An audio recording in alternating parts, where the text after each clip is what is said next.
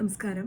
ഞാൻ ലക്ഷ്മി കാണത്ത്. എല്ലാ പ്രിയപ്പെട്ടവർക്കും ശ്രീനാരായണ ഗുരുദേവ ജയന്തി ആശംസകൾ, ചതയദിന ആശംസകൾ. ശ്രീനാരായണ ഗുരുദേവ തൃപ്പാദങ്ങൾ. ശങ്കരന്റെ മതമാണ് എൻ്റെ മതം എന്ന് പറഞ്ഞ് അദ്വൈതത്തിനു വേണ്ടി അടിയുറച്ച് നിലകൊണ്ട മഹാഗുരു. ഏത് സന്ദർഭത്തിലാണ് അദ്ദേഹം ഓരോ കാര്യങ്ങളും പറഞ്ഞത് എന്നുള്ളത് നമ്മൾ മനഃപൂർവ്വമോ അല്ലാതെയോ വിസ്മരിച്ചു പോകാറുണ്ട്.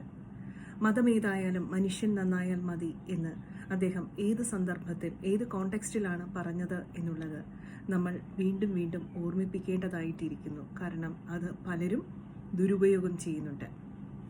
ഒരു പറ്റം പാതിരിമാർ അദ്ദേഹത്തെ സമീപിച്ചുകൊണ്ട് മതപരിവർത്തനത്തിന് അവർക്ക് പ്രശ്നമുണ്ടാകുമോ എന്നുള്ള ആശങ്ക ഉന്നയിച്ച സമയത്താണ് ശ്രീനാരായണ ഗുരുദേവ തൃപ്പാദങ്ങൾ മതമേതായാലും മനുഷ്യൻ നന്നായാൽ മതി എന്നുള്ള ആ വരി പറഞ്ഞിട്ടുള്ളത്. അതിനെ ഇന്ന് പലരും പല മതരാഷ്ട്രങ്ങളും മതേതര രാഷ്ട്രങ്ങളാക്കാൻ വിസമ്മതിക്കുന്ന പലരുമാണ് അത് ദുരുപയോഗം ചെയ്യുന്നത് എന്നുള്ളത് ഇത്തരുണത്തിൽ ഓർമ്മിപ്പിച്ചുകൊള്ളട്ടെ.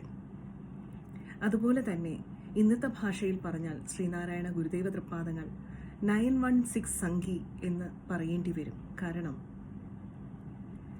ഗോവധത്തിനെ പരിഹസിച്ചുകൊണ്ട് ഒരു കൂട്ടം നിരീശ്വരവാദികളോ അല്ലെങ്കിൽ ഹിന്ദു വിശ്വാസത്തിനെ എതിർക്കുന്നവരോ പശുവിൻ്റെ പാല് കുടിക്കുന്നുണ്ടല്ലോ, പിന്നെ എന്തുകൊണ്ട് പശു ഇറച്ചി കഴിച്ചുകൂടാ എന്ന് ചോദിക്കുമ്പോഴാണ് ഗുരുദേവൻ പറഞ്ഞ ആ പ്രശസ്തമായ വരിയുടെ പ്രസക്തി നമ്മൾ മനസ്സിലാക്കേണ്ടത്.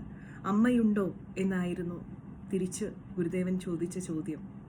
അപ്പോൾ ഈ ചോദിച്ച വ്യക്തി പറഞ്ഞു, ഇല്ല, മരിച്ചുപോയി. കുഴിച്ചിട്ടോ തിന്നോ?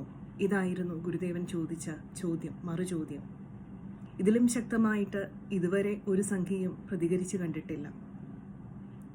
അതുപോലെ തന്നെ ഗുരുദേവൻ രചിച്ച ദൈവദശകം, ഗുരുദേവനെ മതേതരനാക്കാൻ മത്സരിക്കുന്നവരാരും തന്നെ എല്ലാ മതസ്ഥർക്കും ഒന്നുപോലെ എവിടെയും പാടാൻ സാധിക്കുന്ന ദൈവമേ എന്ന് മാത്രം വിളിച്ചുകൊണ്ട് ഒരു മതത്തിൻ്റെയും ദൈവങ്ങളുടെ പേരുപയോഗിക്കാതെ രചിച്ച ദൈവദശകം ഈ പറയുന്നവരുടെ ഒരു വ്യക്തികളുടെയും മതസ്ഥാപനങ്ങളിലോ അല്ലെങ്കിൽ അവരുടെ ആരാധനാലയങ്ങളിലോ പാടുന്നതായിട്ട് നമ്മൾ ആരും കണ്ടിട്ടില്ല.